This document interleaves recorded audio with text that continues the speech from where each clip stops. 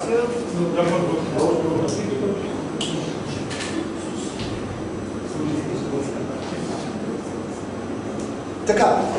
17 стих, дано Бог на нашия Господ Исус Христос, славен Отец, ви даде дух на мъдрост и откровение, за да го познаете.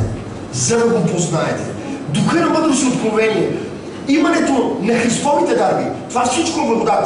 Но Бог няма да ти даде благодат такава, която да се ползваш ти от нея по-човешки, а ще ти даде благодат, която да служи на Христовия живот и на цялото Христово. И да просветли очите на сърцето ви, за да познаете каква е надеждата, към която ме призовава надеждата, пътя на истината, тесния път, пътя на спасението. Какво е богатството между светиите на славното Негово наследство, животът е Исус Христос. Цялата му пълнота. Това, което Бог е благоволил да положи в сина. Следващо, и колко превъзходна е велика силата към нас, вярващите, силата, която е според действието на Неговата могъща сила, Негова мощ, Негова сила, 20 стих, с която подейства в Христа, когато го възкреси от мъртвите и го сложи да седне от дясната си страна на небесата. С други думи, Той това ще ни даде по благодат, за да участваме от дясно на Отца, да бъдем заедно в Христа, за да имаш този живот. Но, ако погледнем реално, мнозина са тия хора, които имат този живот от дясно на Отца, защото те вече не живеят за този свят, ако имат живота в небето. Това е самата истина. Това е свидетелството. Той е, който има вечния живот, има Христос в себе си. А вечният живот се оформя от дясно на Отца. Там ни се дава. Там ни се дава. И затова не търси християнство, което да те получава вечно в истината, а ти вечно да слушаш Словото и все да не се променеш така, както е Христос. Защото това един ден ще стане воденичен камък на шията. Разбирате ли какво казвам? Ще расте и ще стане воденичен камък. Защото колкото чуваш Словото и не се обвързва с вяра към тебе, превръща се в човек, който всъщност иска суеверно да търси Бога, за да бъде опазен от този свят, да не бъде наранен, а не да познава живота на Христос и да участва в него. Затова бъдете трезвени.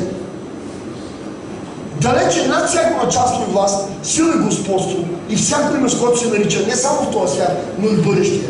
И всичко покори под нозете на Иван. А? На кого?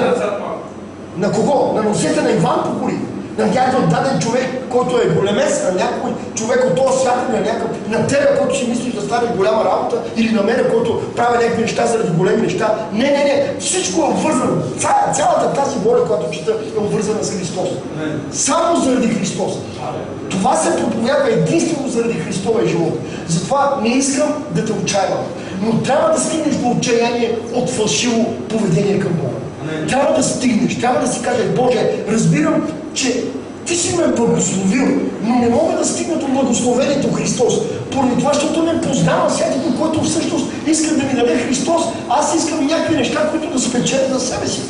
Трябва директно да се променим. Трябва да оставим всякакво да го направи така, че единствено само Той може да го направи. Амин. Така, продължаваме там, къде сме стигнали задно. Така ли? Която и всичко погори по мезето му и го постави да бъде презител от църквата. Какъв го постави да бъде? Под не ли го постави да бъде? Не под някой да бъде. Христос под някой да бъде. Да го използват името за проповядване, да създават хората ритуални цели, да използват хората църковни неща, просто за да правят някаква пирамида от разбиране. Не, Той го постави глава над всичко. Над всичко Той е така, защото от Него и заради Него и чрез Него произлезе всичко.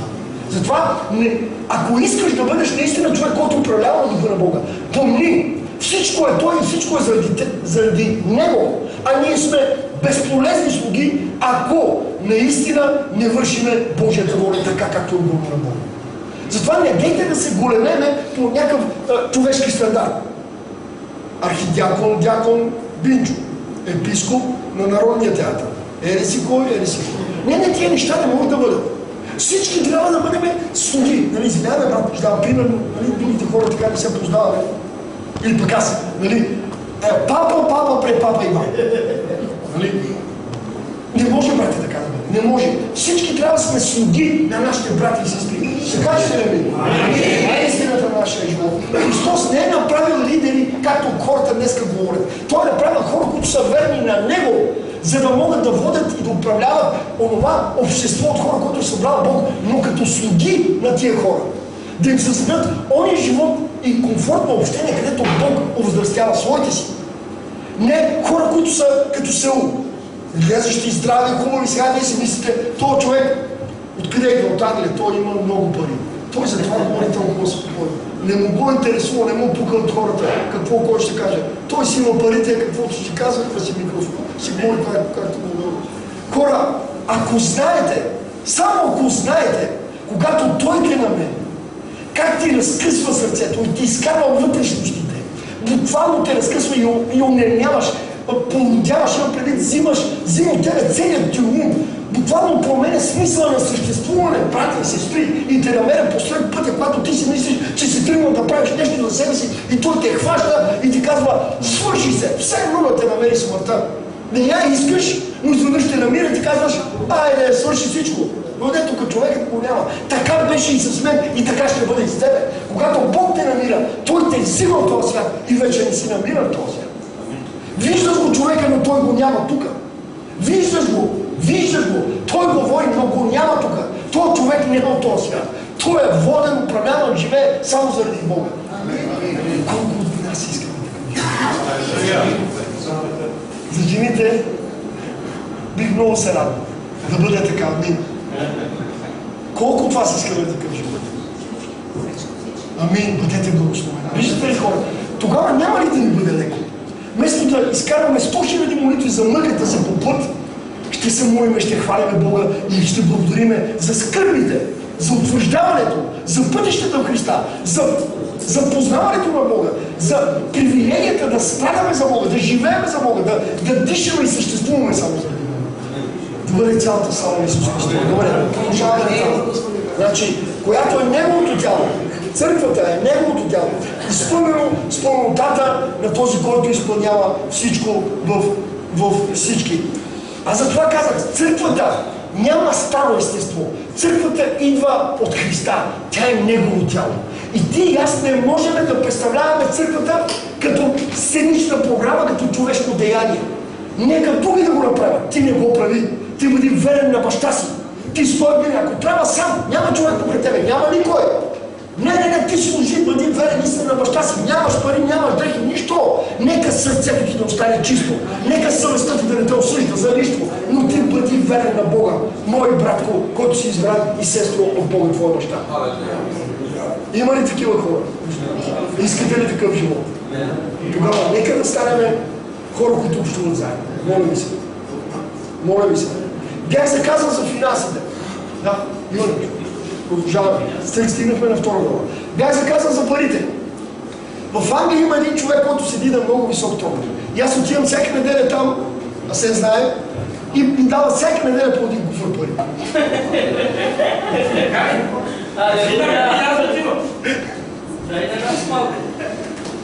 Логиката на това е, че някой като се движи, някой като прави нещо, винаги прави с цел за пари, винаги прави с цел да изгради себе си, да изгради пътищата на това, което той желая в мислите си. Не, братя. Казвам ви не. Съвестта ни е чиста от към всичко, което Бог ни дава по благодат да бъдем така, както е в Христа. Всичките финанси от кого идват? От моите брати. Ето ги, те са всички тук между нас. Всичките и за всичко. За всичко и за всичко. От всички нас идват. Затова ти казвам, не мисля, че сме някакъв пакет, програма от някакви хора, които ни пращат да говорим някакви неща, а също време ние го правим заради парите. Да имам скъп телефон, да имам... Не, скъпия ми телефон от заплатите, защото работя.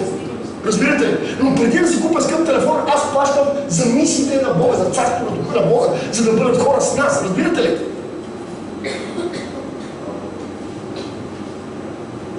Смели сте, да? Искам, моля ви се, от към страна на финанси да мислите така сутрин. Моля ви се. А нещо друго ще ви кажа. Да, имаме много финанси. Имаме. Сега разбрахме ли къде са парите? При нас. При нас са парите. Всички, които работиме и като заделяме за нашите брати и сестри, за делото на Бога, ще имаме ли?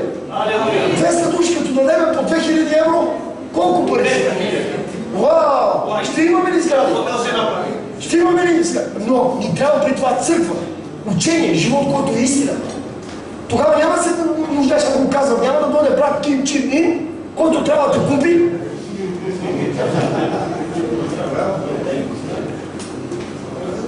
И ти заради това нещо да слугуваш, а ще бъдеш човек, който е свободен, наистина да расте в Бога, защото като си вързан за нещо от света или за някаква интрига, ти си винаги роб. А когато има интрига, винаги си роб. Пак ще го кажа. Ако има интрига в твоето християнство, винаги си роб. Така, нека да отидем на втора глава. И съжалим аз, когато бяхте мъртви чрез вашите престъпления и грехове. Бяхте мъртви чрез вашите престъпления и грехове. Мъртви. Абсолютно мъртви. В които сте ходили някога, според вървежа на този свят, по княза на въздушната власт, на духа, който сега действа в синовете на непокорството. Сега, нека да го обясним. Първи стих. И съжалим аз, когато бяхте мъртви чрез вашите престъпления и грехове, смисъл, отделени от греха, отделени от тялото на греха, по благодат и по сява, в които сте ходили някога според вървежа на този свят. По силата и авторитета на кого, брат Злати? Втори стих. Тази ти имаш ли го вече? Според княза на въздушната власт. Точно това, което прочете моя брата се. По властта и авторитета на княза на въздушната власт. Затова не ми говори, че с това естество, което си бил управляван по път, човешки желания и намерения, с това естество ще служиш на баща ти. Няма да стане. Защото това естество помни страха и контрола от тъмнината и бунта и непокорството. Душата знае много добре от това, което се плаши и тя не иска да служи на Бога с вярност. Затова Бог е направил така, да има нов човек. Чували ли сте за нов човек? Ново създание.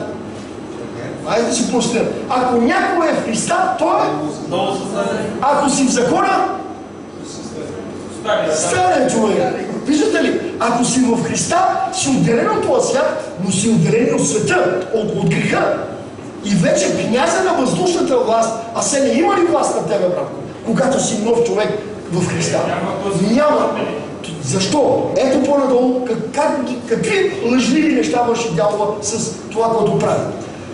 Значи, между които ние всички сме живели, трети стих, прощавайте, втори път да пропуснах, в който сте ходили някой според вървежа на този свят, по княза на въздушната власт, на духа, лъжливия дух, който сега действа в синовете на непокорството, между които ние всички сме живели някога, в нашите плътски страсти, като сме изпълнявали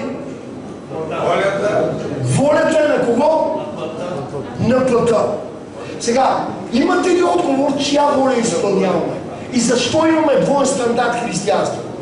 Защото когато си под волята на плътта и не си освободен от нея, колкото те наричаш Исус, че е Господ, а всяка друг не те притежава по начин, който да те превежда през прехода и да те дисциплинира и да те преведе от смърт към живот, ти стоиш в мъката на владението на княза на въздушната власт.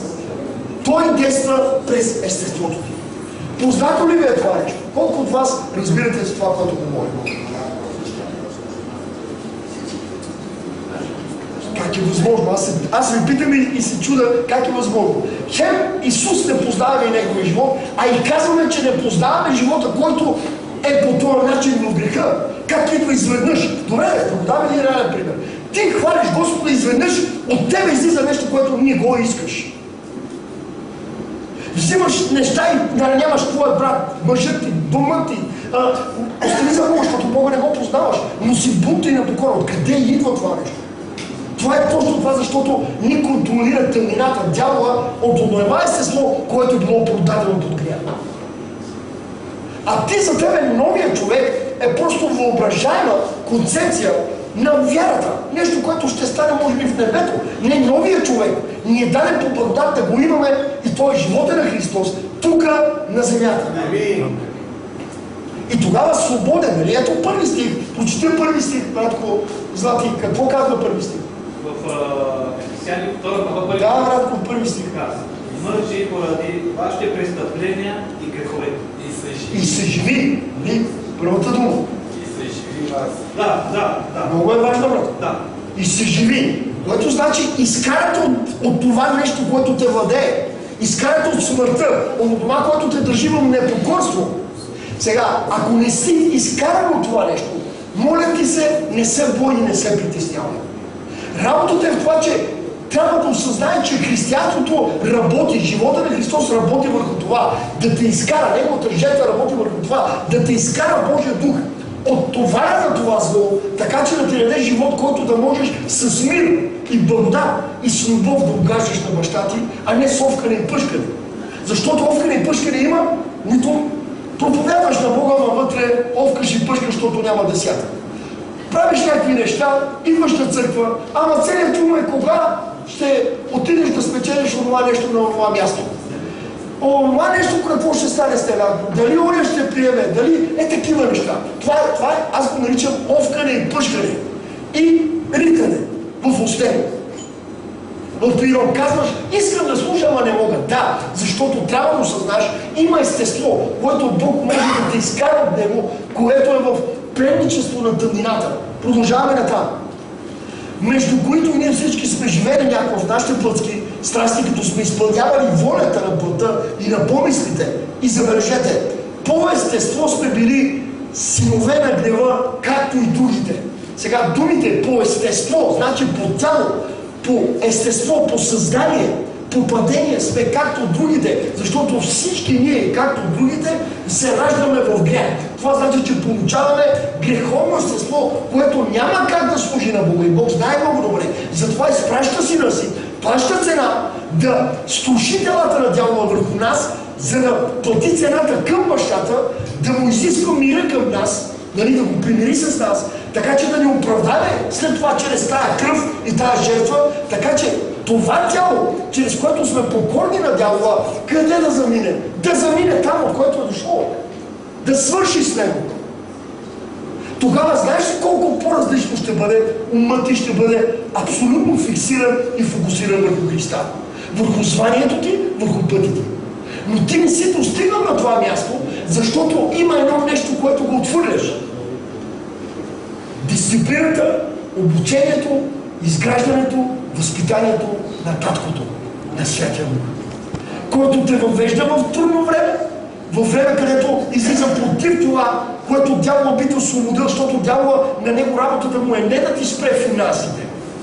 Той няма да ти спре финансите, ако си сребролюбив. Ще ти даде сила да правиш много неща, да спечелиш. Ще бъдеш читър Петър християнин.